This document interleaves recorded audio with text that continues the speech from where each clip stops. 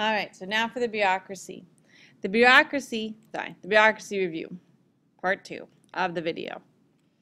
So, one of the big things about the bureaucracy is that it has gotten bigger over time. It started with only 3 departments. We now have 15, and of course, it was a huge spike during World War II. All right. 1 out of every 100 Americans works for the government bureaucracy, in the Postal Service, Amtrak, and on and on and on. Now, one of the big questions, of course, is how is the process of how you get the job in the bureaucracy changed over the last 100 years? It started with a patronage system. Of course, this means that it was a pay-to-play, who you know. If you were a big campaign donor, you were doing it in part to get jobs, and a lot of times it was the only way to get the job. It was not based on how good you were. We have now moved to competitive service or merit system. And the idea, of course, is that you apply like any other job, and you get it because you are the best. That being said, it's not always competitive even today because the government can name request you, and that means that it is in part who you know. Of course, you still need to be qualified. You still are then going to have to pass through all the inspections and tests and things. You can't get out of that. But there are still ways around the entire system. Now, currently there are 15 cabinet departments, and they are the major administrative units. We have the top level, Department of State, Treasury, Defense, Justice. That being said, they all answer to the President.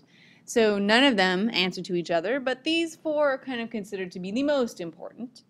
We have Interior, Agriculture, Commerce, Labor, Transportation, Housing and Urban Development, Health and Human Services, Energy, Education, Veterans, and Homeland Security, the latest and greatest. Congress creates them and funds them, but of course, as we know, they answer to the President of the United States. They are almost all run by a Secretary, Secretary of State, Secretary of Treasury, Secretary of Defense, except for Justice, which of course has the Attorney General. The Attorney General runs the Department of Justice. Think of the Attorney General as the Secretary of Justice, except that position does not exist. Now we also have independent regulatory commissions. These groups serve very specific purposes and they regulate. Regulate, of course, means that they write specific laws and policies and they enact them. Once appointed and seated, these people are independent from Congress and the President. They cannot be removed. That being said, they have staggered terms of office, so no one party gets to appoint all the members. They are important. They make up a small part of the test. If you really want to get a 4 or 5, go study up on these guys. All right, the independent executive agencies. These, of course, are the CIA, NASA, and the EPA. Those are our big 3 there, though there are more. They have narrow mandates in a cabinet. They have directors who are appointed by the President, and they usually perform a service or function and not regulatory. That was those IRCs. And of course, we then have government corporations. These are businesses created by Congress to perform functions that could be performed by private businesses, but they're not, usually because they're not profitable. The Postal Service, there's a reason mail still only costs 43 cents to ship across the country, and it's because they're losing money. If we didn't have the government doing Postal Service, it would cost a whole lot more to send mail, and that might not be fair and may not work very well. All right, we have Amtrak with the trains. That's because it's too easy to have a monopoly. And then we have other things as well. Okay, so how does it work inside each department? They are a hierarchy. The President nominates the leader and the head of each department, who are, of course, confirmed by the Senate, just like a judge. And departments then have their leaders and sub-leaders who are in charge of carrying out those tasks, and they report up the chain of command. Think of it, the teacher reports to the vice principal, who reports to the principal, who reports to the superintendent, who reports to the chancellor. Just like that. Up and down, like a triangle, like a pyramid. Now what do?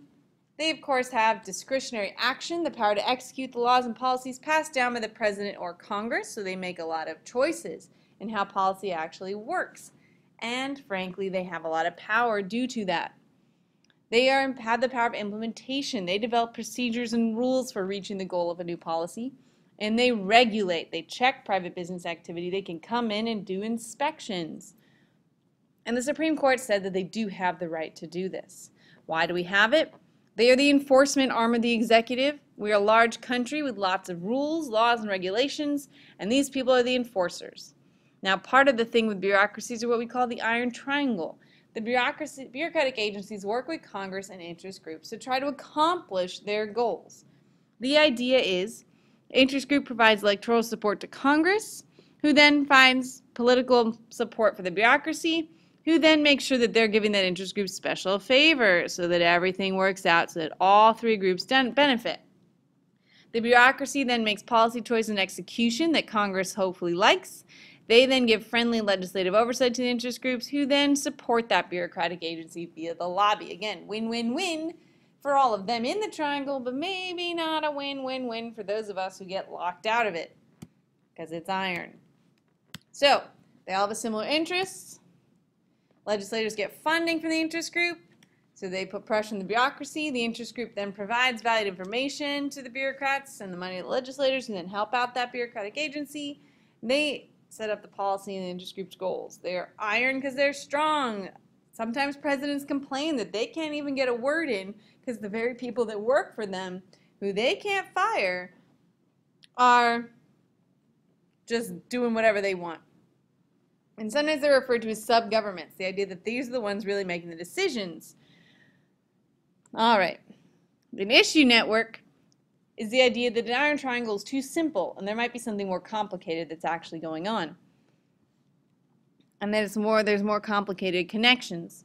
An issue network is a complex group that would include the media that debates an issue and slows policy making. And so there's so many interest groups that it steers everything in a whole bunch of different directions, but they can't really control it. So the idea is it's not ironclad. They may control a little bit, but they can't control everything. Now, who controls the bureaucracy? In the past, patronage was rewarding supporters with jobs, so it was really a spoils system where each president really had a lot of control. But the Pendleton Act changed all that. And the idea was you to get selected based on merit, which made them a little bit more independent than they used to be. The Hatch Act then removed them out of politics, though it has softened in recent decades. Some criticisms. One is red tape, the idea that they give way too many rules and it's overwhelming to citizens and slows down our economy and costs us jobs. Second is conflict, that agencies often work towards opposite goals, that they're not always communicating, they're two in their own sphere. Another is duplication. Not only do they work against each other, maybe they're all doing the same thing, which costs us way too much money when we're paying two people to do the exact same job. And then this idea that it's unchecked growth, that they've been expanding and expanding and expanding and more money and more costs, and then that they waste, that they spend more than necessary, and that it's hard to fire them.